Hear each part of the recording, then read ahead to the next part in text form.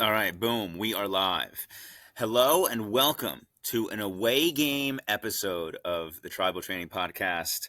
This is going to go live on Spotify and YouTube, and this is my Oregon 70.3 race recap.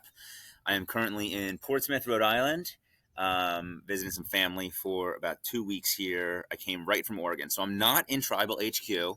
I don't have my fancy camera, don't have my fancy mic, but we will make it work anyway. I got to be real. I tried to record this yesterday, but I was just not in the vibe of recording.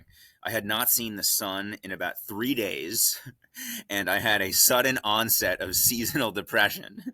And I tried to get this thing going a couple of times, and no time felt good. And so I finally just said, fuck it.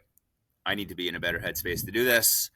Went on a great 2 hour ride yesterday, chased a couple of kids that were on mopeds, put out a couple of power surges to really force myself out of a little funk. And today, it is a beautiful day. It is 8:22 a.m. It is Friday, July 26, 2024. And the sun is shining. We are doing well. In this episode, I'm going to break down. I got some notes here. This is what I was doing this morning for kind of my morning writing, was really mapping out how I want to do this pod. So I got some notes here I'm going to follow. I will get into basically my main question going into Oregon, like the main thing I wanted to figure out. I'm going to talk about my 6-week build. I'm going to talk about some life and business wins that I had in this build, my race mindset, some pre-race stuff, my race goals, race morning meal, and then I will get into just how the race unfolded. So that's kind of the roadmap of what we're going with today. And with that, let's see, let's do a little drink check here. So I got some coffee. This is probably my fifth. We'll call this like a half to a 3/4 cup. And then I got a little water here. So we're on 2-drink supremacy. Nothing crazy, but enough to keep us fueled for this effort that we're about to put out. I think that my computer battery is good. Might have to run in and charge midway, but for the time being, we will get this thing rolling. Let's go. Okay, so Oregon 70.3. My main question going into this race, the main thing that I wanted to figure out is, have I still been getting better at Ironman while focusing so much on 100-mile ultramarathons? My whole first part of the year was focused on Zion 100 that was in April. And my expectation was I'm going to get out of Zion, recover quickly, and get right into Ironman training. Well, Zion did not go as we expected. I only made it 70 miles. And right after that race, I was like, I need to do another 100. So I found 100, Great Divide 100, that was on June 1st.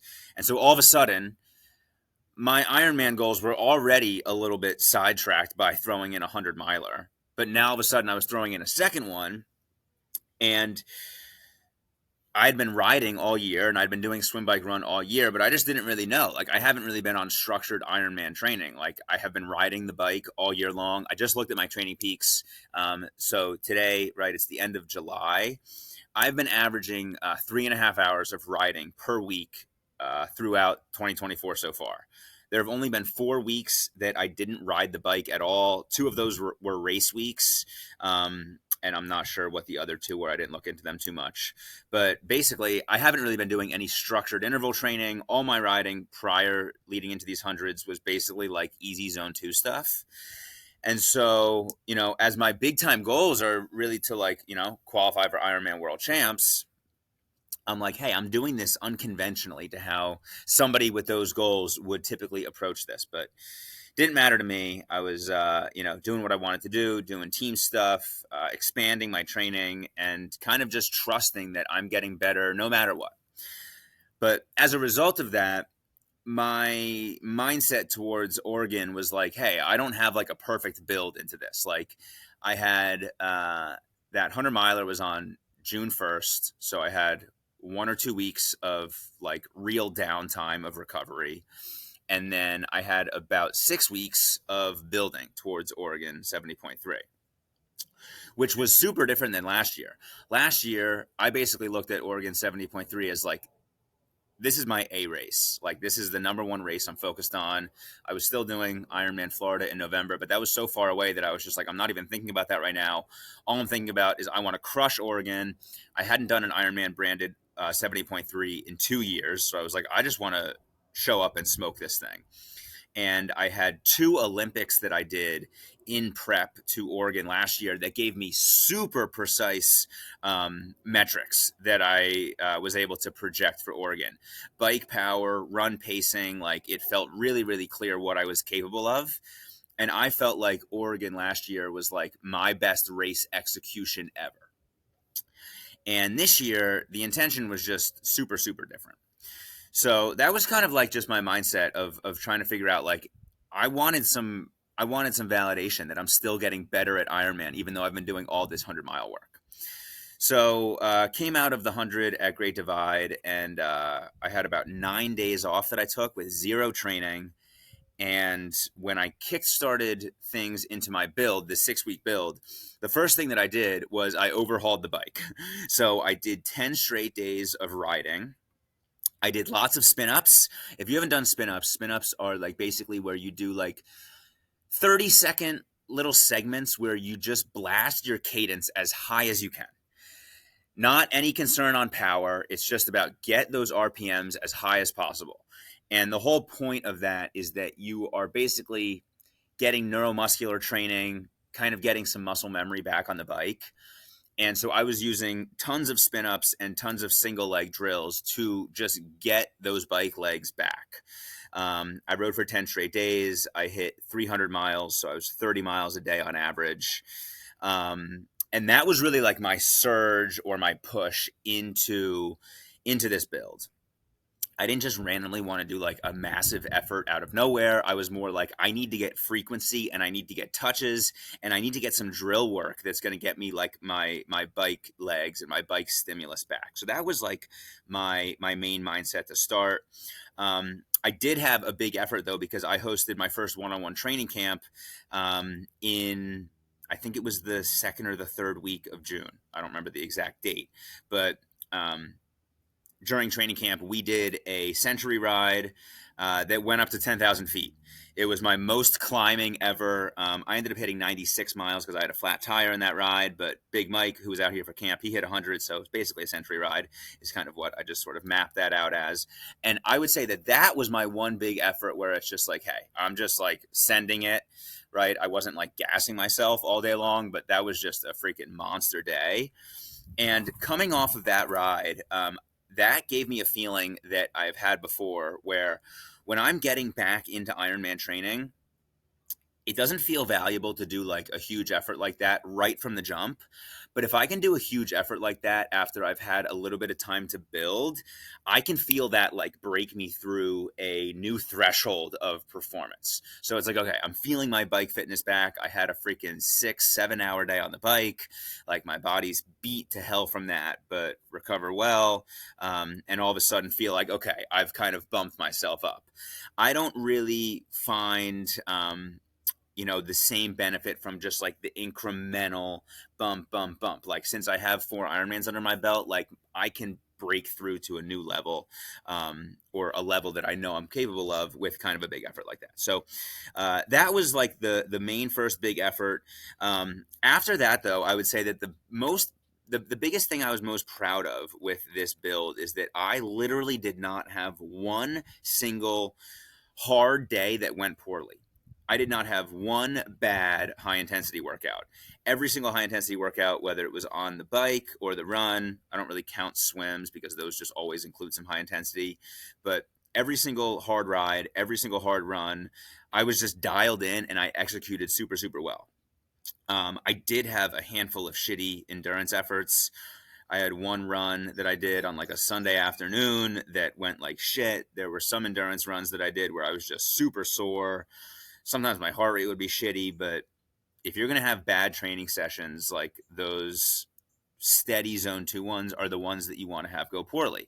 If you watch the video that I did on how to evolve from complete to compete and you're trying to elevate your performance, one of the keys in there is you need the high intensity training to be dialed in, and you got to execute well on that stuff. That cannot be the training that you blow up in and that goes really poorly. And so for me, like, this was such a clear 6 week window where I don't know that I've ever executed that well. So that was just awesome.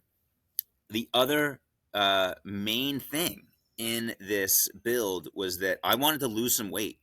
I had been floating around like 181 ish with all the ultra stuff. One part of that was wanting to just preserve some durability. A lot of times people can think that if they're doing a lot of run training, they like want to be lighter to be faster. But for me and the guidance that I was receiving from my coaches, EK, my tri coach, and D, my strength coach, was that holding on to a little bit more mass can keep you healthy and prevent you from having any kind of just like small little niggle style injuries. And so for me, that was one part of it. The second part of it was that I was just being a little bit casual with my eating. I wasn't 1,000% dialed on all my nutrition. I felt really dialed heading into Zion. But then in that block between Zion and Great Divide 100, which was essentially late April through May into June, I was a little shaky. And so I wanted to lose a little bit of weight. I wanted to trim up a little bit, lean up, especially as I'm just getting into Ironman training. Like for me, a lot of times people will say that when they run a lot, they feel the weight just fall off of them. And I don't really feel that with running. I feel that more with cycling. If I'm riding my bike a lot, I can really feel that I will naturally just, shed a little bit of weight if I'm holding on to too much. And so for me, I wanted to get down from 181 to mid to low 170s. 174, 175 is kind of what I was targeting. But I didn't want to just all of a sudden like sabotage my training. So this was the first time in my life that I feel I effectively fueled workouts while losing weight. In the past, I'll tell you the mistake that I've made before is that in the past, I've gotten better at this, but like generally in the past, I would fast. I would potentially do training fasted. I would potentially do training under fueled, and then I would end up eating calories on the back end, but I would struggle with controlling cravings because my body's putting out more effort than I'm giving it energy for. And so at times, like I'd potentially be eating more and not even being in a calorie deficit, but also not fueling the workouts well on the front end of the day, right? But then if I'm eating later in the day, like just super out of whack. And so for this block, I made a really big commitment to myself, and I just said, I'm not doing a single training session underfueled. At the bare minimum, I'm having 150 calories of Infinite. That's the sports mix that I use before every workout, and that includes swims. So, swims are probably the easiest training session to just say, hey, I'm rolling out of bed. I'm just going, I'll eat something afterwards. But for me, I was like, I'm not going to do that. Instead, on this go around, I want to be really intentional with my weight loss. I do not want to lose more than 2 pounds a week. I was really targeting like 1 to 1.5. And I really set that on a 12-week timeline, which I'm still inside of. Which to me just forced myself into a more patient approach. Like in the past, it's been very easy for me to just like drop 5 pounds or 6 pounds, but like that's mostly water weight or it's coming at a detriment to preserving muscle mass. And so for me, I was like, okay, what are the intentions on losing weight and getting down to an Ironman race weight? Number one is I'm going to be patient with this. I'm going to lose only 1 to 1.5 pounds a week. Number two is that I'm going to fuel every single workout. And if I want to be in a calorie deficit, I'm going to put that calorie deficit towards the back half of the day once I have already trained. And for me, that worked extremely well. That was a huge mental learning through experience in this process. Is now I know, listen, if I want to lose weight in training, the effective way to do it is to fuel workouts well, eat before workouts, eat during workouts. And for me, I have come to learn that the immediate post workout refuel is really only crucial if I'm doing a second training session in the day. If I'm only doing one training session, I don't need to eat like immediately after training. I can let my body decompress for an hour, right? I'm thinking about I do a big ride. Like if I'm not doing anything else later in the day, I can chill for a little bit. I can let my body decompress from the effort. I can have a nice meal, and I can figure out my calorie deficit on the back end. The other just mental unlock on losing a little bit of weight in this build was that if I want to be losing weight, I need to be going to bed a touch hungry. That's just the reality of being in a deficit. If I'm going to bed and I'm like feeling full, I'm not going to be in a deficit realistically, unless I was super empty on calories on the front half of the day, which I already kind of explained how I did that in the past, and that kind of fucked me up. So that was big time for me. And then the other thing related to this build was that I didn't do any power tests. So I mentioned Oregon 70.3 last year. Like I had clear bike threshold data. I had really clear run pacing data from my Olympic tries. But in this build, I was really, really impressed with where my bike power was as I was doing some of my interval rides. But I didn't do a threshold test. So I didn't really have an exact understanding of where is my new threshold, because my threshold last year was 300. I'm like, I know this is up. I know it's up. Like the way that I'm doing these VO2 rides, a bunch of the rides that I did were like 8x2 minute, where it's 2 minutes VO2, 2 minutes rest for 8 rounds. I did some that were 10 rounds, and then that would lead into a long ride. And as I was executing on those and then finishing those rides, I was like, holy shit, man, I am really freaking cooking on the bike. I'm doing way better than I was expecting, right? Back to that first question of, am I still getting better at Ironman because I've been focusing on hundreds so much? I knew, I was like, my bike is in a really, really solid spot, but who knows what I'm going to be able to do on the race? Like, I'm not exactly sure.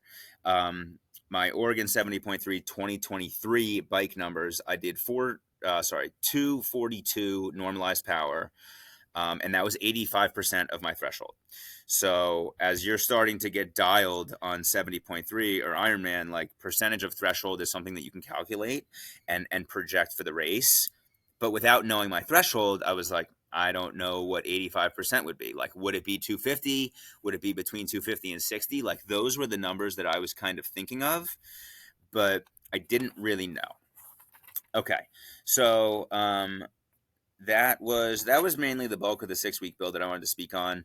I did have some really cool life and business wins, because to me, like, I really saw this 7-week window of time as a season of life, right? It started with running 100 miles. Amazing event. I had my whole family there pacing me, supporting me. I finished 100. And then 7 weeks later, I'm doing a 70.3 and I'm trying to go fast as fuck. And I'm like, I don't think that there are many people on earth that have done something like that. And so for me, like, punching it through on this race was really like where my head was at. And I also had some really cool just life and business wins in this build. So I got a little list here. So number one was that Chels had a birth storm. That's what we called it. She had 5 births in 16 days. And that was just like a huge family win. Chels finished her first 6 months of being a doula full time. She crossed 15 births, which is just crazy. And we had just this epic birth storm where all of a sudden I'm like, holy shit, I'm like totally holding down Jack duty. Chelsea's going in and out of the hospital. She's going to different hospitals. She's got ladies in labor, fresh out of labor, new babies coming, right? It was just wild. So that was really cool. Cool family win. I made huge progress on my Zion book. Really, really big progress on that. I launched and delivered the Chattanooga 70.3 team comic, The Adventures of Tribal Training. That was the team gift, the commemorative gift that went out to athletes who did Chattanooga. And that whole project, I'm not sure exactly when I started it, maybe before Great Divide, but regardless, it was coming all together in this 7-week build. Launched a 2-on-1 coaching package with Jordan Goldstein. So the Tribal Prof. I brought Jordan into tribal training last November. He'd been in connection with tribal ahead of that, but in November, I really officially brought him on board, and we have been doing basically weekly team calls that we provide together. And then on top of that, Jordan has been on the phone with a lot of tribal athletes. And we've been in this phase where we're like trying to figure out, what do people get out of working with Goldstein? Who have been the people that have been capitalizing on working with him? And we've been providing all of this for free for athletes inside of Tribal. And so we were really working under the assumption of like, hey, once we have some more understanding of what this is, we're going to build a package around this and give people the opportunity to buy into it. And so we built that, we launched that. We've got, I think, 5 guys inside of that right now, and all 5 that we've pitched on it have bought into it. So to me, as a business owner, as I've got a business partner here, as we're figuring these things out, like that was just a huge win to get this rolling. Went camping with Jack Jack for the first time. That was freaking rad. Went up at Brainerd Lake with my sister Madison and her boyfriend Laith. Also explored 2 new parks with Jack Jack and went to a new coffee shop with him that has like this kids play area that I brought him to for the first time. My family started going to church. Massive win. I basically planned out my entire Do Hard Things speech. I still need to write that actually, but I've got the whole framework mapped out. And then Chelsea and I went on an awesome date night to the Fruit Bats concert, which is my favorite band. And that was essentially a religious experience for me. That was on Wednesday, the day before I left for Oregon. So that was kind of a bookend chapter. And that also included Jack Jack's first sleepover at his nanny. So some really cool, not only training wins for me, like I told you, I didn't miss a single hard training session. I nailed all of those. Didn't have any of those go poorly. And I had some real wins across my personal life and business here as well. So with all of that building, I was just like, I'm ready to fucking send this race. I'm ready to send this thing. And to me, we're getting into my race mindset here. I mentioned that my Oregon race last year, I felt like it was my best race execution ever. Like I felt like I was basically riding my capacity for the ride. And then on the run specifically, I ran 7:27s. I did that race in 4:34. It was a huge PR for me. And I felt like I was really like riding that line of like just holding on for dear life for like the last 4 or 5 miles of the run, which to me really just told me that like I executed that race well. I also had to do like basically all of that race on feel. My heart rate strap bonked out and got screwed up, so I didn't have any heart rate data on the bike or the run. So I had power and I had pace, but a lot of that was just like, how do I feel? Do I feel like I'm at my capacity, and can I hold this? And coming into this race, right, it's just way different setup, from my races in the hundreds and then just what I had going on. And so I just wanted to send this. I just wanted to send it. I had a couple of taglines that I have built out here on B race, right? Because last year I said that was an A race where I'm like dialed in, I'm like perfectly prepped for it, and this I called it a B race, which stood for break glass and create an emergency, and I called it B race, which is a break beliefs race, and for me, what that meant, break glass and create an emergency and break beliefs, to me, that was all about the bike. I was down to put out a big bike and prioritize that over a perfect run. And break glass and create an emergency, to me, that meant like I'm willing to overdo it on the bike and see what the fuck happens on the run. And another thing that I was looking for here with the break beliefs idea is that my Ironman races and my 70.3s prior to this, like I felt like I'd just been making like kind of an incremental bump each time, which I guess is always kind of true. But like my mindset has a little bit been more like, oh, I average 200 watts for Ironman Florida 2022. I think I could do 210 for Ironman Florida 2023, but I don't really know. Like, it's just a little bit up. I had to work so hard to get to that prior race number. Like, am I going to be able to do just a little bit more? And for me, I think it actually sort of set me up for success that I didn't have clear bike data, because I was like, I think I can do something huge but I don't really know what that is. So I was really looking to be like, all right, can I fucking throw down on this bike? Like, can I average 23 plus miles an hour? Like, that was kind of my idea. Okay, so full send over perfect race execution. I'll get into some pre-race stuff here. So I'm going to do pre-race, and then I'm going to do my race goals, and then I will get into, I guess, my race morning meal here is the next note. So pre-race. So last year, Brandon and I, we did this race together, and we did the full swim course 2 days before the race, which was great because it gave me a feel for the current. It's a downriver swim. But I would say that I made one fairly crucial mistake in that pre-swim tune-up, and that's that I just went and swam it, and I kind of just wanted to swim it fast. So I didn't really do any like scouting. I didn't pull up at all. Like I just went in, started swimming, swam to the end, and I think that I made a mistake in the swim last year in the race in that I took it too far out to the side of the bank. I took it too far out to the left side. You hop in and you go down to the right. And I think I took it too wide, and I think I missed out on some of the current. And so this year, we had 5 tribal athletes doing this race: myself, Brandon, Jamie, Tara, and Trevor. And we did the swim scouting together, and we like pulled up a lot throughout the swim to sense where's the current going, how are we moving down this as we're not even swimming right now. And the biggest thing for me was that there was actually another guy doing the swim at the same time as us, and he was far out on the left side, basically exactly where I had swam last year. And there was a moment in our swim tune-up where we completely stopped swimming, and we look over, and the guy to the left is swimming, and we are going equally as fast as him. So to me, that was validation of like, okay, this more center part of the river is where the current is stronger. So you don't want to go too far out to the outside. And that was kind of my hunch. But it was really, really good validation to feel that out and to see that. And I thought that played out on race day. Okay, I got to share a little pre-race hiccup though that was related to this swim. So all of us meet up at basically where the transition is, and the way that the Oregon course is set up is that you have this transition, and then you walk 1.2 miles upriver on this like river path, and then you get in the river and you swim down.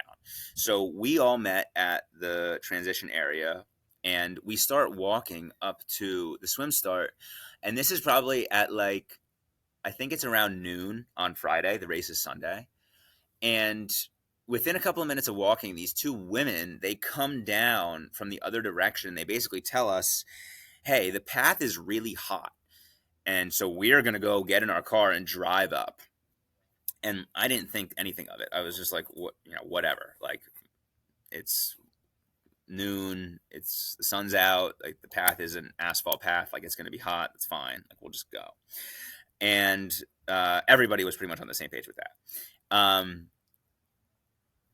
A couple of us were kind of walking off the path at times to like relieve our feet a little bit, but I just didn't really think it was a big deal, and I didn't think it was overly hot. So I wasn't like being a tough guy or like trying to grind this out. I was just walking and not really thinking much of it. Well, we end up doing this swim, and when we get out of the swim, I feel that my feet, like underneath my heels, they just feel like really, really tender. And I put on my shoes, we're walking around doing athlete check-in, and I'm like, my feet just feel like tender. That's really weird. And I didn't really think too much of it, but when I get back to my Airbnb later that afternoon, I end up looking at the bottom of my feet, and I have like these heat blisters. And I'm like, you gotta be fucking kidding me. I'm like, are these gonna be like a problem on the run on race day? Like, they were little bubbles of like pre-blisters almost. So I'm like, I don't know, are these things gonna have to eventually pop? Like, what's gonna be the situation? I ended up basically just staying off my feet a lot, and they healed up relatively quickly, but that gave me a little bit of concern on the Friday, 2 days before the race. I'm like, it's like tender to just walk around. Like, if I'm about to have to go run a half marathon right now, like, I would be feeling this the entire time. Unfortunately, they bounced back pretty quickly. Other thing pre-race is that on the Friday and Saturday, I mean, one of the biggest lessons of the Zion 100 experience was the carb loading that we did. We have a great video on my YouTube of the carb loading and the protocol that we followed. I wasn't measuring out my carbs, but just the intention of really, really eating a lot of carbs on the 2 days specifically before the race. That was something that I took. And I probably brought my protein down a little bit. I wasn't measuring anything, but like I wasn't hammering protein. I was a little bit more lowering the protein and increasing my carb intake. So I didn't feel like I was heavy and bloated. I think that's a mistake that I've made in the past, is that if I have carb loaded, I haven't made any other compensation on other parts of my diet. So I've just felt a little bit heavy. And so this time I was like, I'm going to drop my protein a little bit, just so I've got a little bit of leeway. I don't want to feel like heavy and full, and I can really hammer carbs, and that felt really good. We got Jack in the house crying a little bit here. Hopefully things are okay. Chelsea's handling him. Okay. So the other big learning lesson, this is actually going back before anything I've mentioned right now, is traveling to this race. So I was going to travel. I was thinking about either traveling in on Thursday. Hey. Hey, Dylan. Okay. I was thinking about traveling in on either Thursday evening or Friday morning. Last year, I went in on Thursday morning, and like I was there so far ahead of time. And just as we were like balancing family stuff, I was like, I think it'll work a little bit better for me this year to travel either Thursday night or Friday morning. But I didn't really want to go in on Friday morning, so I was like, let me just go Thursday night and let me travel at night. I've never really done this before, but I was like, let me just book a 9 p.m. flight. I'll get in at about 10:30, and then, it'll be kind of a later evening, but I'll get to the Airbnb, and, I'll get to wake up on Friday and be totally settled and ready to go. Well, my flight ends up leaving at about 9:15 or 9:30 on Thursday night from Denver. It lands close to 11-ish, and I have been, if you've been following any of my travel adventures, I'm pretty relaxed on travel. I'm pretty relaxed on, like, I'm checking into my flight on the way to the flight. Checking the Airbnb instructions as we're on the way to the Airbnb. Like, I'm not really looking at all this shit ahead of the time. And this kind of came around to bite me in the ass a little bit here. So I land at 11 p.m. and I check my rental car instructions. I rented a car on Turo. And I've rented cars on Turo before, and it's been like super seamless. The people are really great on just like giving all instructions. This time, not so much. The Turo guy just sends me 2 photos, and they're not even that like clear photos. Like, I of course saw the car. He sent me a photo of the car, and then he sent me a photo of 4A. That's where the car was parked. But the photos looked like the phone was like half moving in the middle of the photo. It was like kind of blurred. And it didn't say where the fuck the car was parked. It just said 4A. So I'm like, okay, hopefully I'll just see where 4A is. And so I walk out of baggage claim after getting my bike, and I'm not really seeing any signs for any kind of parking. And then I finally see a sign that says like economy parking B and economy parking A. And the photo that the guy had sent me of 4A was blue, and the economy lot B was blue, but the economy lot A was red. I'm like, this is kind of weird.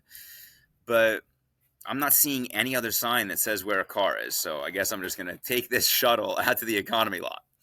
Now, meanwhile, my phone is at like 10%, and it's now nearly midnight. So I get out to the economy lot, and I'm walking around, and like right away, I'm just like, this is so not right. There's just no way this is right. Now my phone's on 6%. And the photo that the guy had sent me of 4A, it was very clearly in a parking garage. And I'm walking around the economy lot, and there's no garage. And I'm looking for 4A, and all of the A lot things say A1, A2, A3, A4. And so I'm like, this is so not right. What the fuck? And at this point now, it's like 12:30. I'm trying to call the Turo guy. He's not answering, naturally. And I am a little bit just feeling helpless. I'm just feeling helpless. I'm like, my phone is about to die. I have no idea where this car is. This guy's not answering. I'm in Portland. Like, I just really don't feel good about this. I go ask a parking attendant, and he like tells me that the A4 crosses over to the blue. So I'm like, what the fuck? So I walk over there. That's not right. I eventually find some other guy who's a parking attendant, and he tells me, I show him the picture, and he's like, that's in short-term parking. I'm like, that makes so much more sense. And so I end up having to take the shuttle back to short term, which is like 10 minutes away, right? And I eventually find the car. At this point, it's like 1 in the morning. I usually go to bed at 9. It's 1 in the morning. And I knew that the Airbnb that I had booked was about 30 minutes west of Salem in the direction of Pacific City Beach, where we were going to do our recovery day after the race. But I did not realize that the Airbnb was an hour and a half from the airport. Salem's like an hour. I kind of just figured we'd be able to like cut it and just be there in like, I don't know, an hour or so. No, hour and a half. So this idea of traveling in the evening before rather than on a morning kind of bit me in the ass. I didn't get into my Airbnb until about 2:30. It ended up being okay, but I'm more typically of like a fly at 5 or 6 a.m. kind of guy, and then I get wherever I'm going at 7 or 8 or 9, and it's like, okay, I have plenty of time to figure this shit out. It's the morning, no big deal. This was very different. But we adapted and overcame, got locked in, had all that pre-race stuff happen. We were good to go. Okay. Back to my race goals. So my overall goal for this, I did 4:34 last year. I was like, I can definitely do sub 4:30. That was really where my mindset was at. And I was like, who knows? Maybe it's a fast day and I'm just cooking, and maybe I've got like a 4:20 in me. Like maybe I've got a crazy good time in here. But I was thinking 4:30, sub 4:30. I wanted to go over 23 miles an hour on the bike. I was like 22 and a half last year. And I thought I'd be around 250 or 260 watts. I didn't really know what I was going to be at, but I was like, maybe around that will be fine. And my run pacing, I was thinking maybe 7:15 minute miles. But I had a way better sense of my bike power based on the interval rides that I did. I didn't do that many interval runs. I did one long interval run. If you're inside a tribal, I've probably had you do this. This is like the hour and 20-minute run where it's like a 10-minute warm-up or so, and then you do 6 30-30s right into a 20-minute hard tempo set. Then you have a 10-minute recovery, and then you do all that again. So then you do 6 30-30s right into a 20-minute hard tempo set. And if you can map those 20-minute segments to both be the same, that can give you a really good indication of what you're maybe capable of in a 70.3 if you execute well. And I did that. I did that run, and I ran those around 7:05. So I was like, maybe I could run 7s, maybe I could run 7:15s. Like, I don't really know. I did 7:27s last year.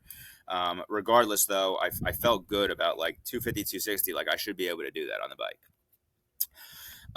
Race morning meal, I did 4 eggs, half an avocado, 3 slices of Dave's Killer cinnamon raisin toast with butter and honey, and then I did a big bowl of applesauce. This is something that I stole from one of the early coaches that I had in triathlon. I wasn't actually directly coached by this guy, but my first coach was part of this guy's coaching tree. And he always did 5 cups of applesauce before an Ironman. And I didn't do 5 cups, but I did a bunch of applesauce before Ironman Florida this past November, and it worked really, really well because it's a big surplus of carbs that's so light on the stomach and easy to digest. And so I rolled with that again, and I felt really great on that. Okay, race morning. So race start was 6:15. But we were a little bit unclear on when they would allow everybody to walk down to transition together, because they don't allow you to start the walk solo. Like, they have you all line up together right at transition, and then you all, as a full race, walk the 1.2 miles down to the swim start. And so I got to transition at around 5:15. I left my Airbnb. I had to turn around. I forgot my ketones. So I was like, fuck, should have gotten there at 5, actually getting there at 5:15. And then they made an announcement shortly after I got there that we would be departing for transition at 5:45. So I was kind of like, fuck, I'm a little bit short on time here. I got to pump my tires. I got to fill up my bottles with water. I got to get everything just sort of squared away here. Got to take care of the bathroom, and got to meet up with the rest of the tribal crew to walk down together. So I got all that stuff sorted. Fortunately, this year they had a second round of porta potties. The walk to the swim start was into the run course. And so last year they just had like 2 porta potties. And by the time that I got up to that line, it was like that was a huge line of porta potty. And so I was like, I don't want to do that. This year they had like maybe 10 other porta potties. So it was great. So I was able to go once in transition, but I was like, I kind of got to go again. And I figured out going up there, and I was like, all right, now I'm ready to race. All the tribal guys in Tara were together, and as we were getting close to the swim start, this dude that was walking by us asked about the tribal kits. So we get to talking with him. He had asked if I'd done this before. I asked him. Ended up being this dude named Kevin, who is in the 50 to 55 age group, and he is a baller athlete.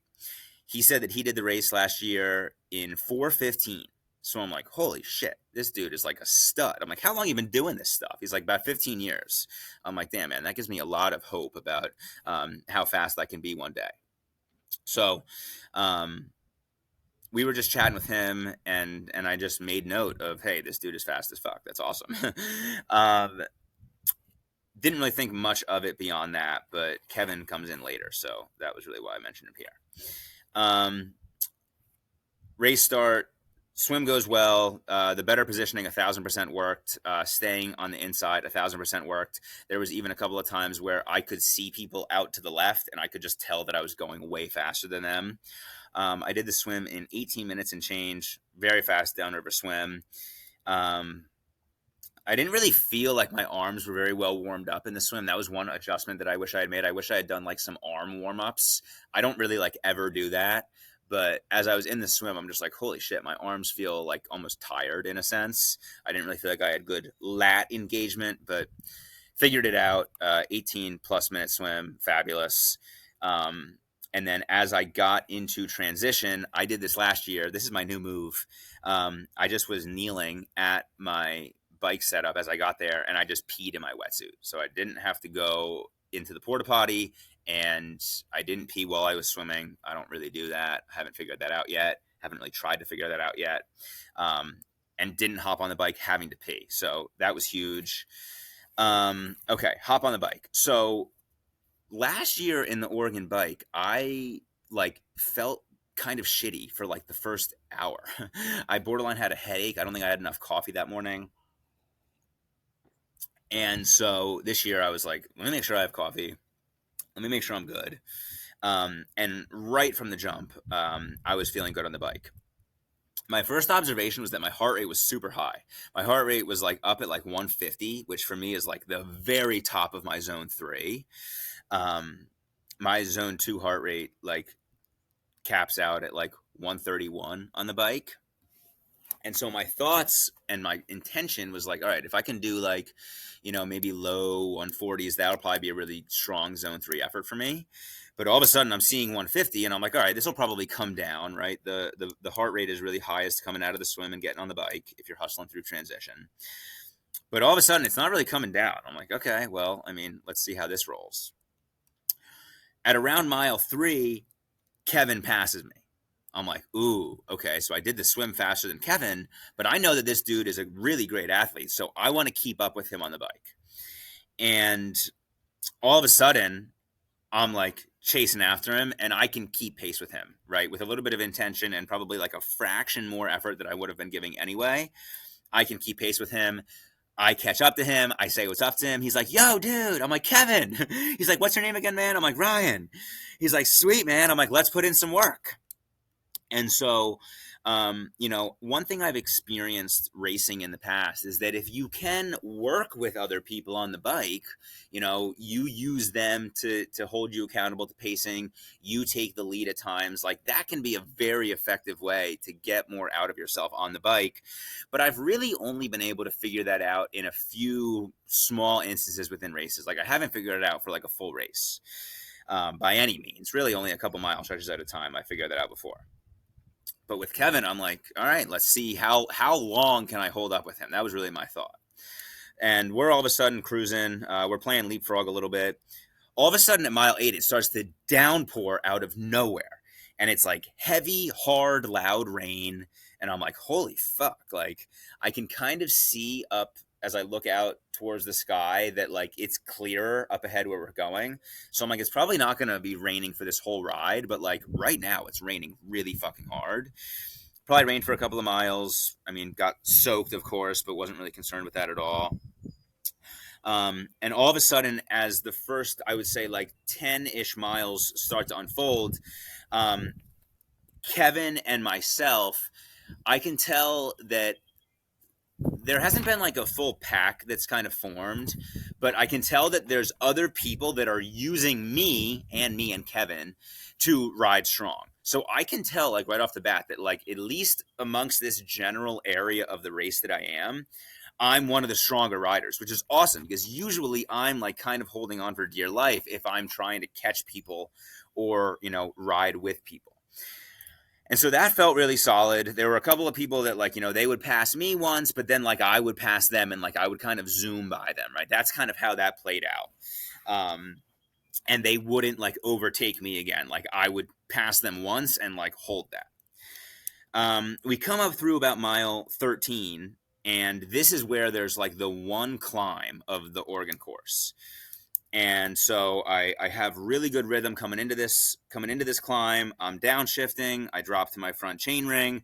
I'm downshifting on the back cassette. And all of a sudden I hear my chain drop. I'm like, fuck. I haven't ever in my life had to stop in a ride on a race. I haven't ever had bike issues. I'm like, fuck. Chain drops. Now, I have gotten kind of good if the chain drops. There are times in training that I've been able to shift up and get the chain to catch on itself without me having to get off the bike and do it myself. And so I'm starting to try to shift the front chain ring, and I look down and I see that the chain is on the small chain ring. I'm like, what the hell?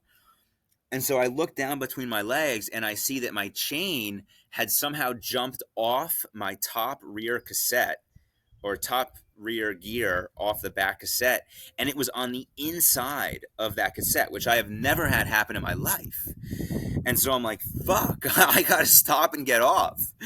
So I stop and get off, and one of the guys that was kind of in that group that was using me to keep up with, this guy goes, dude, you're riding so strong, you'll be caught up to us in no time. And that made me feel really good. And that made me feel really good because I was like, other people in this race, at least around me, are realizing that I'm a really strong rider. Like, again, I'm usually the one that's like, think back to the mindset that I shared, right? It's like, oh, can I hold 5 more watts in this race? Can I hold 10 more watts in this race? Can I keep up with the people in front of me, right? That's usually been my mindset. And this time around, I'm like, dude, I'm throwing the fuck down and I'm doing really well. I feel really good. And other people around me are noticing. That's great. So I throw the chain back on. I'm in the middle of a hill, so I have to like kind of veer to the side to clip back in and get my rhythm back. I get going. I do it relatively quickly, right? But of course, I've come to a complete stop and lost all my momentum. So my next intention is like, fuck, got to get back to Kevin. I got to get back to Kevin. And so I'm just sort of hauling. I probably use the next 8-ish miles to make my way back up to him. And there are times where I can see somebody up there, and I'm pretty sure it's him. I don't know for sure, but I'm like, all right, there's somebody maybe half mile ahead of me. I'm making my way up, right? I'm not about to just surge and blast 450 watts, 500 watts, but like I need to make my way back up. I eventually see him, and I'm coming up on him, and literally right as I'm about to come up on him, I see a bottle on the left side of the road, and then I see him turning around to get it. So I'm like, holy shit, he dropped the bottle. Now I'm in the lead, right? And this was probably somewhere around low 20s mileage. And at this point, I'm a little over an hour into the race. At this point, I was averaging 23 and change miles an hour. So I'm a little over an hour into the race. I had popped some caffeine. I took a caffeine gel right after I fixed the chain situation. I was like, all right, well, let me give myself some extra juice here. And I ended up coming up on the turnaround point at the halfway mark, right, 28 miles. And I was feeling great. Brandon's family, Deanna and kids, they had found a spot on the bike course that was probably around mile 25 or 26. I didn't expect to see them out there. So seeing them was cool. That gave me a ton of hype, a ton of energy. And I make the turnaround at the halfway point, and I'm feeling really strong. I use those next couple of miles. I'm like, now I'm like wondering, like, when am I going to see the tribal guys? Not too far after the turnaround, I see Brandon. Not too far after that, I see Trevor. And at this point, I'm now around 32 miles in, and Kevin gets to me again. So I'm like, all right, cool. Now I got somebody to work with. The one thing that I will mention that I sort of overskipped a little bit. So I said that I was at zone 3 heart rate, high zone 3 heart rate, 147 to 150 in the beginning. Then once Kevin passed me, all of a sudden my focus was off of my heart rate and effort, and it was more focused on keeping up with him.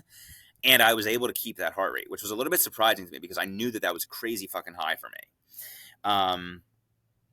Once my chain dropped at 13 and I was back into my rhythm, but riding alone, I noticed that my heart rate was about 5 to 7 beats lower. I was like 141 to 143-ish. And to me, that was just like interesting to observe because all of a sudden I'm like, okay, well, when I'm like riding alone, number one, like it's a little bit more mentally challenging. Like I'm having to grind a touch more. I was still feeling really good, but I'm having to grind a touch more. And my effort feels like my heart rate is visibly lower than when I'm riding like with somebody else or chasing somebody else. I'm not really feeling like I'm grinding as much. I'm a little bit finding ways to steal a little bit of speed here or there. And my heart rate, I can sustain it at a higher level. So that was just interesting to observe because all of a sudden, as Kevin got back to me at 32, the heart rate jumped right back up to 150-ish. At this point in the race, I am averaging around 270 power, which I'm like, holy fuck, this is higher than I expected, and I feel really, really good. I was stoked about it. I was a little bit concerned about the heart rate. I was like, I know that that's crazy high for me. I was like, I would be impressed if I could hold 150 heart rate on the run, even if I biked at like 140 or 142, kind of like I was a little bit targeting. So I was like, if I'm riding 150 heart rate on the bike, we're going to see where this run comes in. But I kind of know I'm risking something here. Around mile 32, this is also where my 100-miler mindset started to take over. Because I ran these 100 miles this year. So, the 100-miler that I did, it took me 37 hours and 40 minutes. Like, nearly 3 fucking days. And so all of a sudden, this 70.3, like, as I'm making my way through this thing, one, going so fast, but two, I'm like, dude, this thing is like nearly over. As I'm like at mile 32 on the bike, I'm like, I only have like an hour left. Like I'm riding at 23.5 miles an hour. Like I literally have 24 miles left in this bike ride. Like I have an hour left. Like let's just bang this thing home. Let's fucking go. Around this time, this lady passes me, and just the sound of her bike and the way that she moved, I was like, this lady can fucking zoom. She was probably at least 45. She would have been 45 to 50 age group, or 46 to 50, whatever it is, 46 to 49, 49, whatever it was, or 50 or above. Like she was definitely an older lady, and she was absolutely hammering. So I'm like, sweet, I got another person to keep up with. She was good vibes too. She gave me some love. I was instantly like, damn, like strong riding. Let's go. And she said something to me too. And then all of a sudden, between trying to keep up with Kevin and having this woman here, I was quickly like, this was my move. This was the thing that I think helped me most about keeping up with other people, is that if they passed me, I was very quickly out to get them again. Like, I wasn't just trying to hold on, I was trying to get ahead of them. Now, this is where some of the trickiness came in with this ride. As soon as this lady passes me and I sort of start to get my bearings with her, I realize that there are other people that are really tailing her, and they're like pretty much drafting. Like, when I'm talking about riding with Kevin, like, you know, we're 40 yards from each other, 30 yards, like, you know, it's a wide and an open leapfrog. And all of a sudden with this lady, I'm like, these people are drafting. Like, you're not allowed to draft, and I don't want to get a fucking penalty. That's the first thing in my mind. It's like, I don't want to get a penalty, so I need to like stay away from these folks. But all of a sudden, I was stuck in this situation where it's like, okay, well, I'm not going to just like willingly go slower. But any time that I overtake them, they immediately zoom up ahead of me because they're in this fucking near peloton. And now all of a sudden we're heading into, you know, the deeper part of the race where there's a lot of people that are just on their first loop that we're like crossing with. So there's just a ton of activity on the road. It's only a 2-lane road that this ride is on. So like we're in like this general group of like, I don't know, maybe 4 to 6 people at times. On the other side of the road, there's, you know, at bare minimum, it feels like a rider at a time, but sometimes 2, 3, 4, 5 people. So it's just like there's shit going on everywhere. And I'm like, okay, number one thing here is that I don't want to be drafting and I don't want to get a penalty. Like, I don't want the race official to come up behind me where I can't see them and flag them. So I need to keep my distance. But I'm not trying to go slow and give up speed. But if I overtake them, then they overtake me. And there was a point where Kevin and I were side by side, and Kevin's like, dude, this is a fucking peloton. I'm like, I know. Like, what the fuck? And so I was just feeling that out a little bit. And I mean, the biggest thing to me, too, is like, I want to do this ethically. Like, I'm not interested in just trying to get a faster time if I feel like I'm like part of this group that's like cheating. Like, I don't care about other people doing that so much. That's not really a concern of mine. I wasn't like, these people are bad. But it was my first time ever being in a pack where I'm like, okay, like, there's definitely drafting going on here. And so I was just like not really sure how to handle this, trying to keep my distance right, overtaking at times. And that's really what it ended up being, was that I would drop a little bit, then I would overtake, and I just kind of became okay with more of this cycle happening and just making sure that I'm not fucking riding on someone's wheel. Then the next big hiccup of the ride comes, right? I mentioned that it downpoured at mile 10, so, or mile 8, whatever it was. So my bike handlebars and my elbow pads were pretty wet. And so I go at about mile 40 to do a snot rocket. And when I go do a snot rocket, like I kind of just, you know, I bring my elbows from my forearms resting on the bike pads to just putting my elbow there and locking in the nostrils. Well, I go to put my elbow up and I slip forward because it's so wet. And dude, the next thing I know, I'm riding off the fucking road. I'm veering off the road. I immediately have to grab the brakes. I'm immediately trying to like stay in this little gravel area that's like lining the road. But then I have to go into this ditch. And I'm like, holy shit, like what the hell is going on? And so instantly I lose that group. That group is right away, you know, quarter mile ahead of me, up around this bend. This was on like this flat, straight section of road, and then it made a 90-degree bend to the left. And so instantly I'm like, I already see them out to the left. Like they're gone. And there's a good chance that I'm not going to be able to catch them again because they're moving so fast. And they have so much momentum, and there's only so much left in the race. And so I get back on, again, a pretty quick regather, but like that's I've never stopped on the bike once in a race. Sprint try, Olympic try, 70.3 Ironman, never once. Now this is the second time in this race that I have come to a complete stop and had to reset.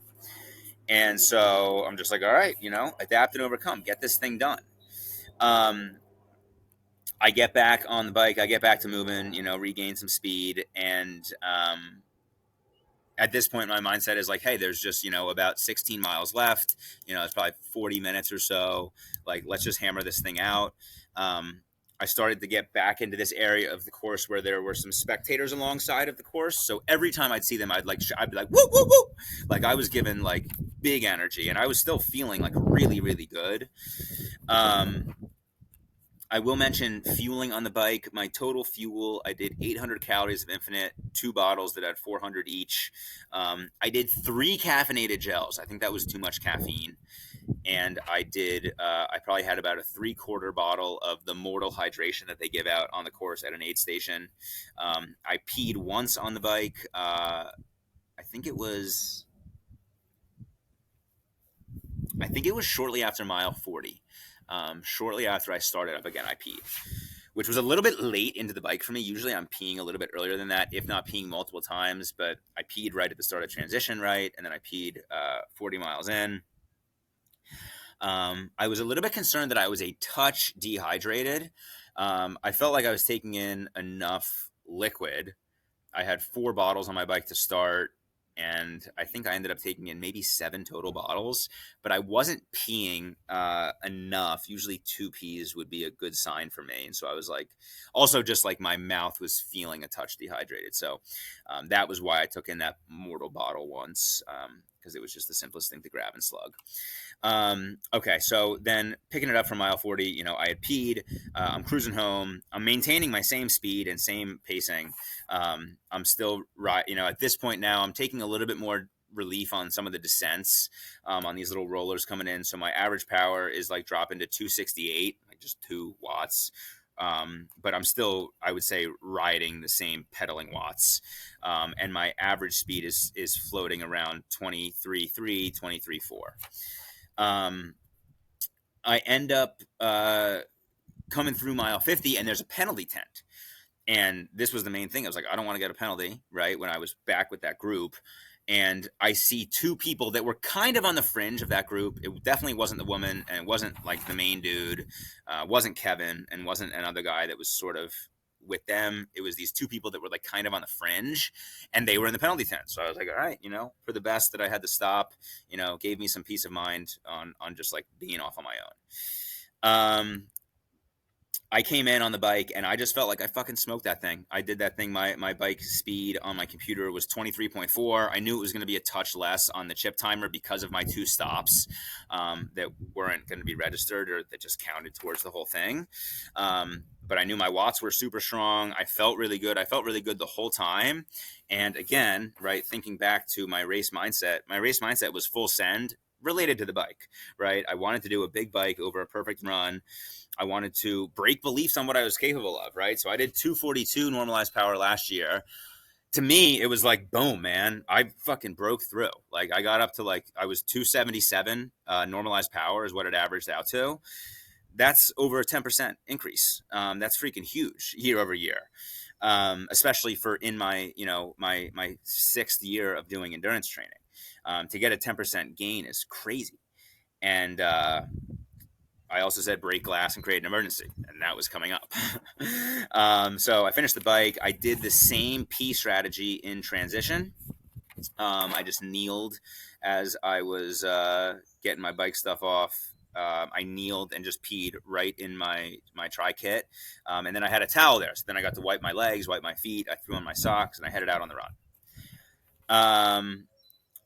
First thing I noticed on the run was that my heart rate was really low. My heart rate was really low, and that wasn't really a good sign, because to me, in the past, if I have been in a race and I have not been able to get my heart rate up, my coach, EK, always reminds me this, heart rate is a reactive measure, right? So the idea of not being able to get your heart rate up is actually more that you couldn't put out an effort that required your heart rate to rise. So it's kind of saying the same thing. But to me, I'm like, my heart rate was like 132. I'm like, I just rode it. I think my average was 147 on the bike. I was like, that's not a good sign. Something is potentially at risk for danger here. But my pacing was really solid. I was targeting 7:15s. My first mile was 7:18. Next mile was 7:13. Third mile was 7:20. So I'm like, I'm really right in this range.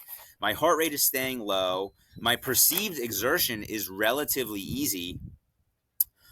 But I'm a little bit like, something is going to go down here. What the fuck's about to happen?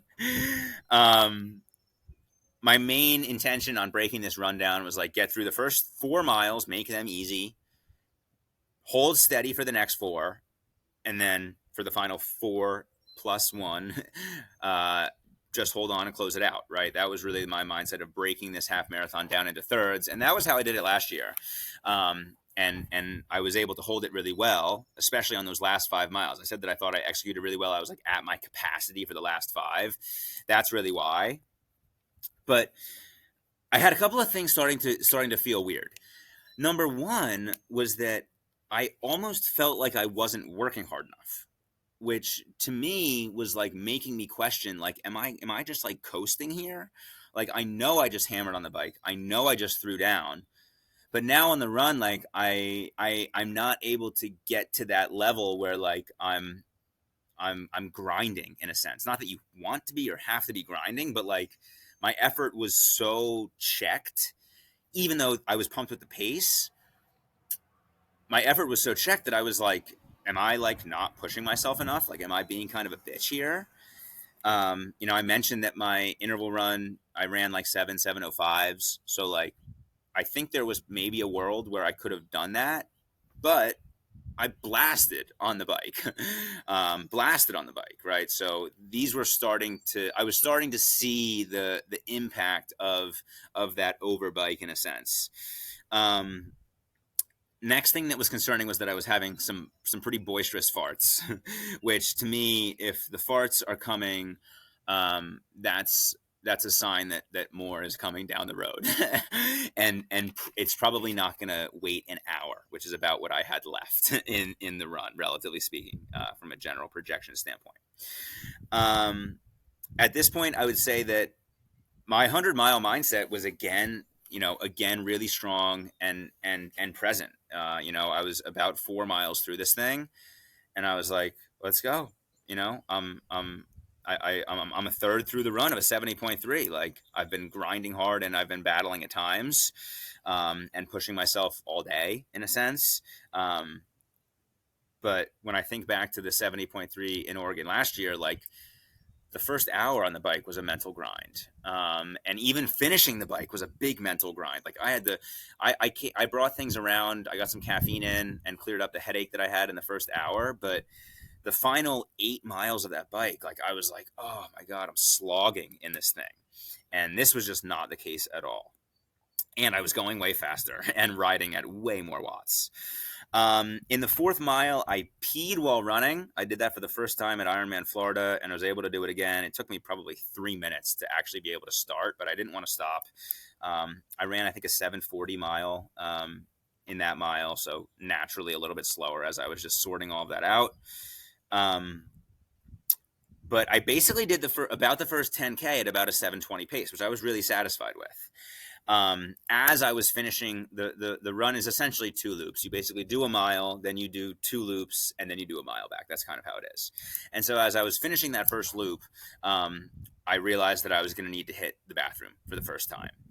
And I was kind of grinding to hold on and not, let things explode before getting to the porta potty. But when I got to the porta potty, it was like, holy shit! Like, I am completely emptying myself out here. The logistics of that porta potty were really great because the porta potty was before the aid station setup, right before it. So I hit the porta potty, came out, was able to make sure that I got enough water down. I got another uncaffeinated gel. I mentioned that I was feeling a little bit dehydrated on the bike just from like a taste perspective. So getting water in on the whole run was a focus of mine, but I wasn't stopping at aid stations at all yet. So, I was getting 2 cups of water in, but like, that's not a lot of water. So I made sure to get a bunch of water down at this, we'll call it 6 or 7 mile aid station.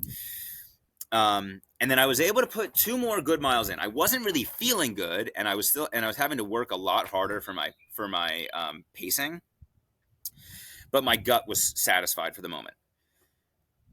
Then that went away.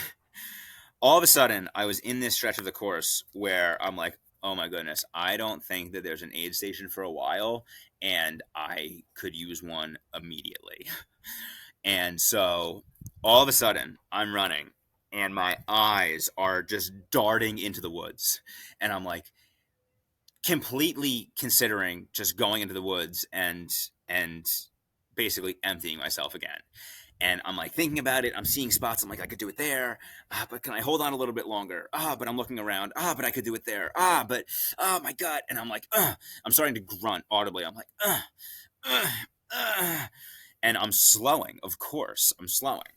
And people are passing me. And I'm like looking into the woods. I'm seeing a spot. Then I'm like, just a little bit longer. But I think that the aid station is like a lot farther away. I'm like really, really struggling. We get to this part where I'm like, okay, I think I actually like can visualize the course to the next aid station. Like prior to this point, like I just knew it felt far. And at this point, like my stomach is in knots. And I'm doing really everything I can to just not let my race completely fall apart at this point. Because I'm like I don't even care about like the time stuff right now. I just need to relieve myself. And I'm like, and if I don't get this sorted, like there's a world where these miles turn into like 10-minute miles. And so I'm just like grinding and just holding on super hard. And I eventually come up to this spot where you make this turn and I can see the aid station. And I'm like, where are the porta potties in this aid station? I'm like, the aid station is set up with the tables to the right side, but the porta potties on the left. I'm like, I just got to get to the porta potty. I get to the porta potty. I see one that has like the green and the red handle is like half covered. So I'm like, I don't know if there's somebody in there or not. I see somebody leave the next one. I'm like, I'm going right in there. I go in there, completely empty myself. I'm like, holy shit. Like, I need to figure this out and I need to hold this whole thing together. Because at this point, right, I don't even really care about sub 430. I just want to beat 434. That's like where my mindset is like, I think that I'm going to come in this sliver of 430 to 434, but I'm also feeling that if I don't keep my shit together here, this could become like a 440 plus finish, which may not sound like a crazy difference, but like really what that means is that instead of running maybe 8-minute miles to close this thing out, I'm running 11s, right? Which means that I'm walking a ton or I'm limping to the finish, right? And I didn't want to have that happen at all. And so I get myself sorted. There's really nothing like having to put your kit back on after taking it all the way down to go to a porta potty because it's soaking wet. And so I'm trying to pull it up my sleeves. And like when I'm running and I'm in it and I've been moving, like it's so comfortable on me and like it's halfway up my bicep or whatever it is. But as I'm putting the sleeve on, it's like I need to freaking intentionally get this thing over my elbow. And it feels like the whole thing is stretched down. I'm like, oh my God, I'm just a fucking mess here. I get water. At this point, I'm finding that I'm so close to the finish that my mindset is in a position where I'm like, just finish this thing rather than do a lot of troubleshooting. So I didn't do any potato chips. I didn't do any pretzels. I was just taking in water. I think I ended up taking in a total of like 3 or 4 gels on the run, but I wasn't thinking about getting more fuel. My mindset didn't go there. Potato chips, pretzels, they may have helped me, but with the way I was just viewing where I was and where I needed to get to 13.1, I just wasn't thinking about it like that. And so the aid station that I had hit was somewhere in the 9th mile. And so I'm like, okay, I've got basically 3 or 4 left. Like I can gut this thing out. Like, let's go. So I start to get moving again. We're in a stretch of the course where it's a little bit more up and down, which is giving me the ability to get some rhythm and momentum on some of the downhills. I'm still really, really grinding. Like my gut feels better, but not good. We come up around this aid station that's pretty close to where the last one was. So I'd only maybe gone a mile. And it's around mile 10. And I am highly, highly, highly considering stopping for a third time. I'm like, if I stop, I know my body will be happy with that. And I know I can let more loose in this porta potty. But I need to beat 434, and I'm only 3 freaking miles from the finish. Like, I'm only 3 miles. Like, if I go back and look at this freaking Trainee Peaks chart, I'm going to be disappointed if I see that I have another stop this close to the finish. That was what I was thinking. So in a split-second decision, I decide not to stop. 10 seconds later, I see Jamie. Jamie is crossing paths with me. There's this one section of the course. The course is almost like a figure eight. You stay on the outside of it, though. You don't really cross in the middle. But in the middle, there is this section where runners are crossing in both sides. So I see Jamie, and Jamie gives me tons of energy instantly. He's like, Ryan, let's go, dude. Gives me a ton of love. And when I talked to him after the race, he said, dude, you had 1,000-yard stare. Because I'm just, I got sunglasses on, but I'm just looking out in the distance, and my face just must look like death. So I'm like, okay, I got some energy from Jamie. That felt really good. I didn't feel like I was very close to the finish when I had a 5K left, but I was like, just get to 2 miles to go. Get to the 11-mile mark, and then you've got basically 1 mile until you get to the point where you have 1 mile to go. And that 1 mile finish, like, you can visually see the bridge, you can visually see the finish line. So like, just get to those points. So I get through the 11-mile mark, and now I'm like, okay, like part of this section of the course, like I can again get a little bit of rhythm. There's almost a little bit of a downhill stretch. I remember the first part of the first loop on this part, I was able to run like 6:30 pacing, which may not have been a good thing in hindsight, but like I knew I could get some more speed without forcing so much more effort. And again, I'm like, I gotta beat 4:34. Like, let's go. And I also was looking at the total time. I was doing triathlon mode on my watch, so I was looking at the total time, but I wasn't sure if when I stopped on my bike, if it auto paused. I didn't think that it auto paused when I hit the porta potties, but I do have auto pause set up for bike rides. And so I was like, maybe the time that I'm seeing isn't even my real time. So like, I gotta go, I gotta push. And so I'm pushing, and I am starting to grunt so loud. Every single stride is like,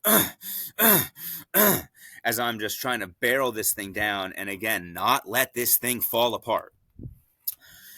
And, I come through the 12th mile. I'm like less than a mile, essentially. I'm like, there's a mile to go, but like, there's just this section, and then there's the section where I can see the bridge, and then there's a section where I can see the finish. So let me just gut this thing out. And my watch is saying as I'm getting through this thing, my watch is saying 4:30, and it started ticking. I'm seeing the bridge, and I can see the bridge, and I'm pushing the bridge. I'm like, just get to the bridge, just get to the bridge. So I'm grinding, I'm grunting on every single stride.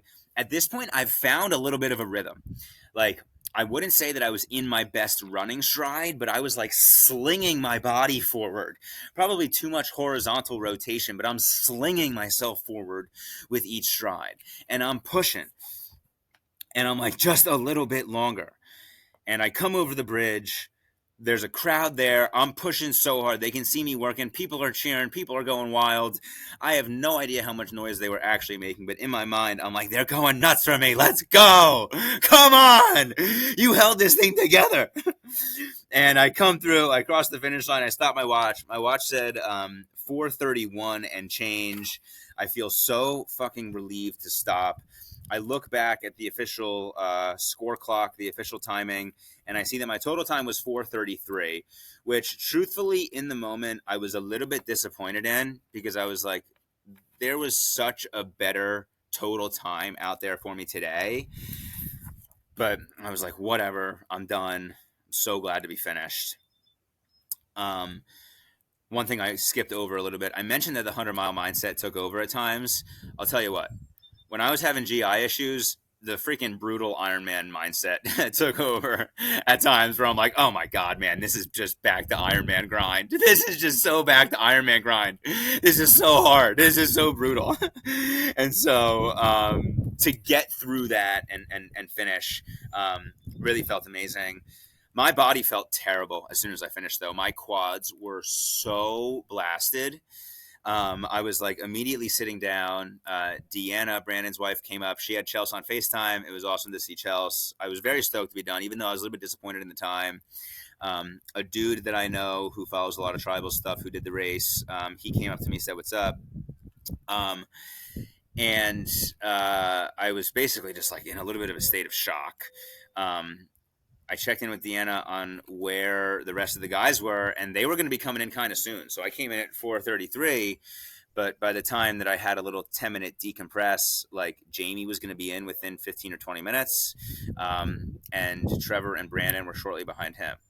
So I was thinking about like going off on my own if I had time to chill and let my body settle, but I didn't really feel like I had time. So I kind of hung near the finish, and I had to keep hitting the bathroom. I had to keep hitting the bathroom. My gut was not happy at all. Um, it was awesome to see the guys come in. Jamie came in. I didn't have my phone, so I had no clue what his total time was. He ended up coming in at 5:01. Freaking amazing first time 70.3 performance. Trevor came in right after him, I think at 5:06, and Brandon was right after him, I think at 5:13. 30-minute improvement from last year to Oregon 70.3, which is freaking studly. Trevor was a 40-minute improvement from Chattanooga 70.3, which was slightly assisted by the downriver swim, but he had a really, really well executed race overall, and he made up a bunch of time, way better run. And I think he was faster on the bike as well. Then Tara came in. I think she was around 5:45, which was freaking amazing for her first 70.3. Again, this Oregon course, I mean, it's a fast course in the sense that it's got the downriver swim. It's going to save you 10 or 15 or maybe even 20 minutes. But like all these performances were so studly. Like all these people really, really did well. Like you're not just randomly getting an hour faster by doing Oregon. Like no fucking shot. So I was stoked with that, but my body was still really, really struggling. I was still in and out of the bathroom. I was trying to get some water. I drank a Coke. I had a banana, and like nothing felt like it was helping. Like my body was just in knots. My quads were coming around, but my gut was just still so wrecked. Once we kind of dispersed, the plan was for all of us to actually go meet at Brandon's, shower up, and then we were going to get food together. So before going to Brandon's, I was like, I need to get food, and I need to find something that will get me some relief here. So I got like some kind of Pedialyte drink at a Dollar General. I went and got a bagel sandwich. I got some chamomile tea, and just between that stuff and a little bit of time, my body came around. So that stuff really helped. And by the time that I got to Brandon's, this was probably getting close to 3 or 4 hours after I had finished. By then, my body felt really, really solid. We ended up getting some team burgers and beers at this place called McMenamins. They've got a ton of these McMenamins all over Oregon. They're all these like really, really cool. It's like kind of like this brew pub that are in these old historic converted buildings, and all of them are unique, and they're all over Oregon. So Brandon and I had gone to 2 of them last year. I actually stayed in one on my last night in Portland. They have hotel rooms in them, and then I got to go to my 3rd one this time, so that was rad. Overall, I'll get into what we did for the beach day and the recovery day after, but I want to share as I was thinking about this race and like my performance and what my mindset came around to be. So once my body started to feel good, I was super freaking stoked with how this whole race unfolded for me. It was my best bike ride by a mile, more than a mile if we were going to actually measure it out, right? I was 23.29 chip time, 23.4 average speed on my Strava and my Garmin, which I think included the 2 short auto pauses. I think I solved those 2 stops really quickly. Of course, I lost the speed that I had and the rhythm that I had. I had to start again. But for overcoming 2 stops on the bike when I'd never had a stop before in my life, I also got stung by a bee on the bike in the beginning, which I didn't even mention. My hand is doing well now, but all of a sudden, after I took my flight from Portland to Boston, my hand was like the size of a balloon. So I weathered a bee sting, I weathered a downpour, I weathered 2 stops, and put out the best bike ever, 25 watts higher than last year, over a 10% increase, so huge. And to me, my next race is Ironman Chattanooga. And so I'm thinking about how can I extrapolate this out to what I think I could do in an Ironman. Well, I just held 277 normalized power. I think I could easily hold 230 for an Ironman. Obviously, going twice the distance, but like I think I could make 230 normalized power feel really easy. And more importantly, from a heart rate perspective, I was at 147 average. I think I could hold like 137, 138, something like that for an Ironman. And I think I could sustain that and make that feel easy. With the run, I had a way better run in me, right? If I would have done things differently, maybe not taken so much caffeine on the bike, maybe not bike so hard. But for me, my total run time was chip time 7:49, Garmin time 7:55. And for me to still be able to run sub eights with two explosive bathroom stops, like I was really stoked with that. Like I said, that there was a situation there where the whole race falls apart, and I didn't let it fall apart. It wasn't a perfectly executed race like last year, but I still did a lot of things really, really well, and I held on. So for me, like I think I could hold sub 8 now in an Ironman. If I don't have any bathroom stops, I think I could run 7:55s for an Ironman. I ran 8:39s last year at Ironman Florida. Obviously, I've been doing a lot of run training, right? But more 100-mile run training, not always speed run training.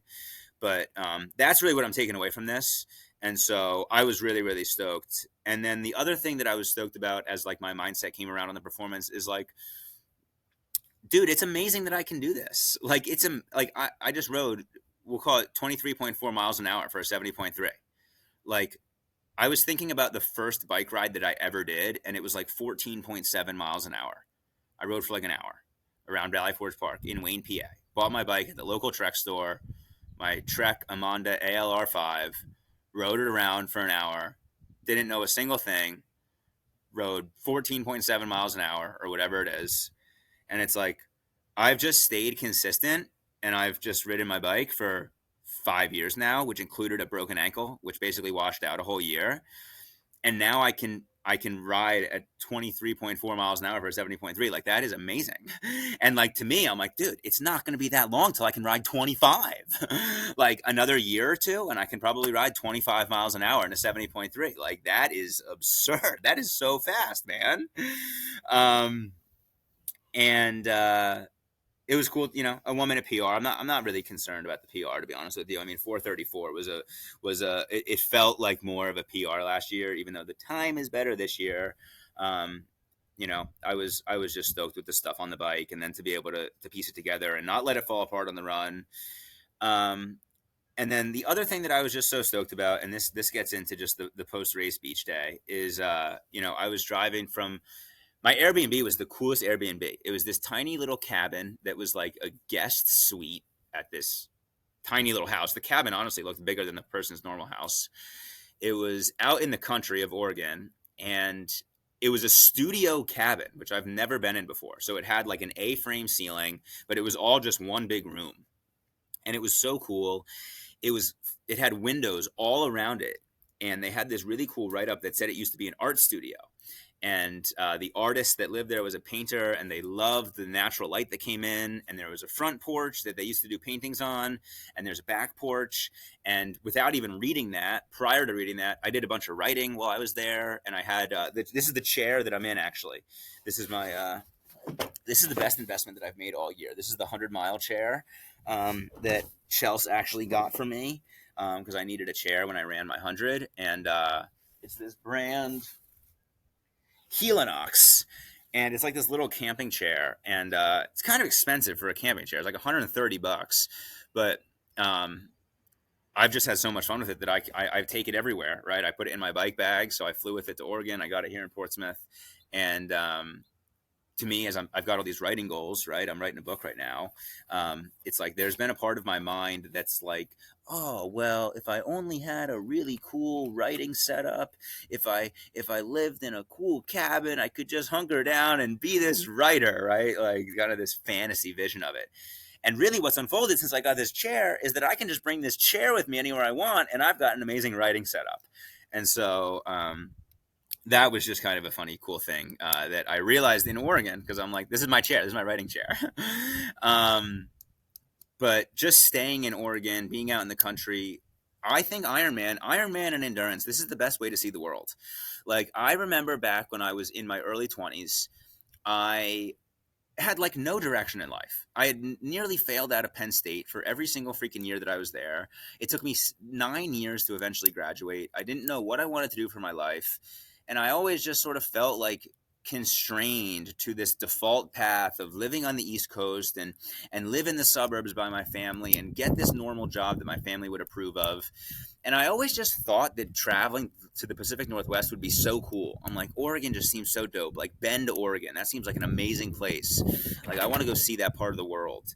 And I wasn't really well traveled growing up. Like my family did our vacations, with my grandparents to the Jersey Shore. And my family, they were just working hard to make ends meet a lot of the times. And I've never been to Europe. I've only really ever traveled out of the country, as my family was able to take us on like a couple of Caribbean style vacations. But my best traveling now has all come through endurance.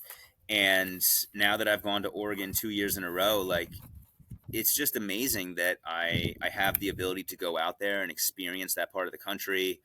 Staying in this cabin was amazing, and then the drive from my cabin the next day out to the coast, where we all met at the beach to do this beach day recovery day.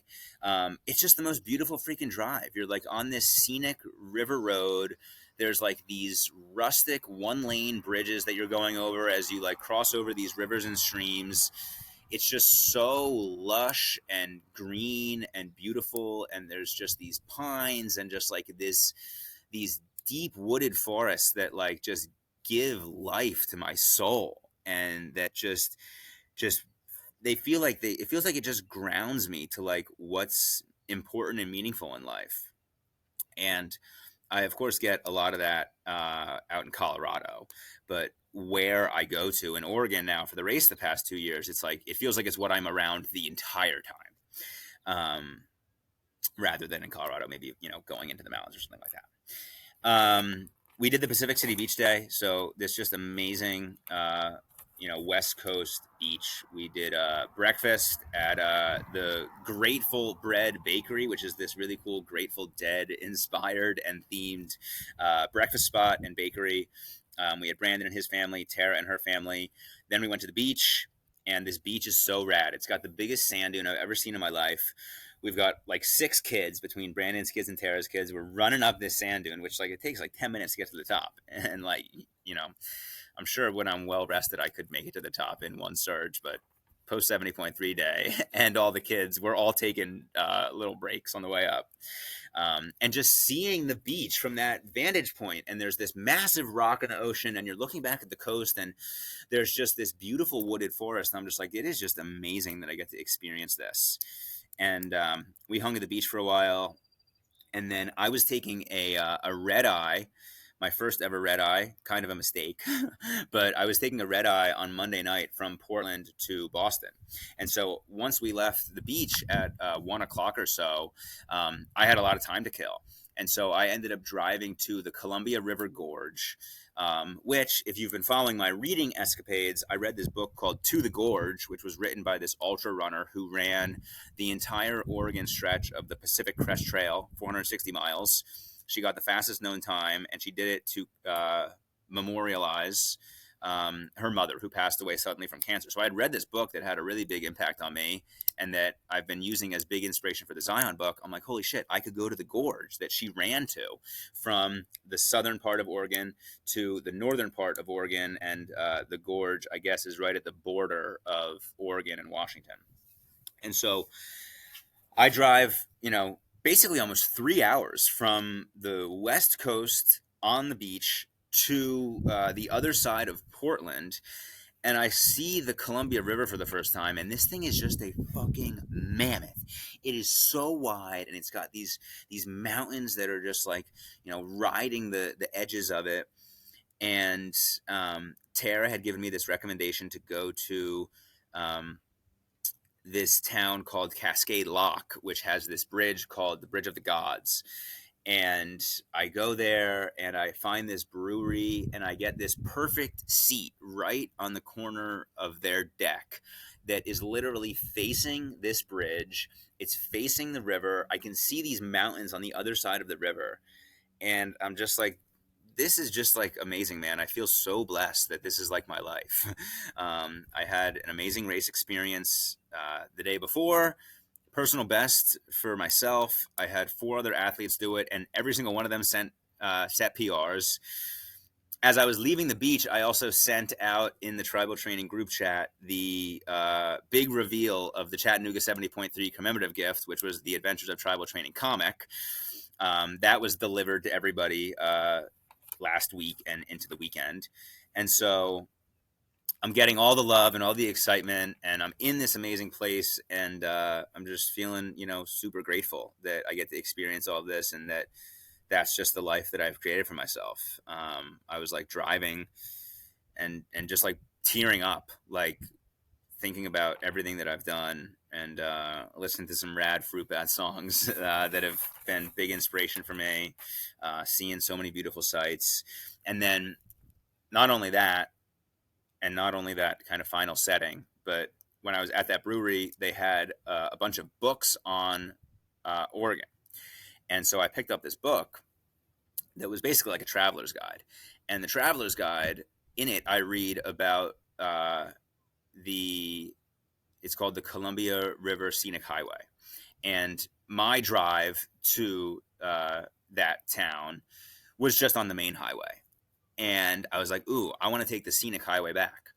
And so I take this scenic highway back, and it is very similar to the drive out to the coast that I took, where it's just like this beautiful, winding little 2-lane road. But not only that, it stops at all of these amazing waterfalls along this highway. And that's what it basically does. It connects all these waterfalls. And in this book that I had read, the guy that had built the road, it eventually became known as, I think, the King's Road, something like that, just because it's like considered one of the best roads in the whole country. And so I'm literally just like driving. I got the sunroof open in this rental car. I got the windows down, music blasting, and I'm just winding through the most beautiful road ever. And every couple of miles, I'm just pulling off and I'm getting out and I'm seeing an amazing waterfall that's then leading into the Columbia River and this gorge. And there's one specific waterfall. I don't even remember the exact name. It's like Manitonoa or something like that. It's got a bridge in the middle of it. And I'm like, that is literally an image that I have seen of Oregon back when I was in my early 20s, looking up places to visit in Oregon and thinking how cool it would be. And now all of a sudden, like as I'm concluding this trip, I'm kind of just casually rolling into this and seeing this. And yeah, that's probably where I want to wrap it here.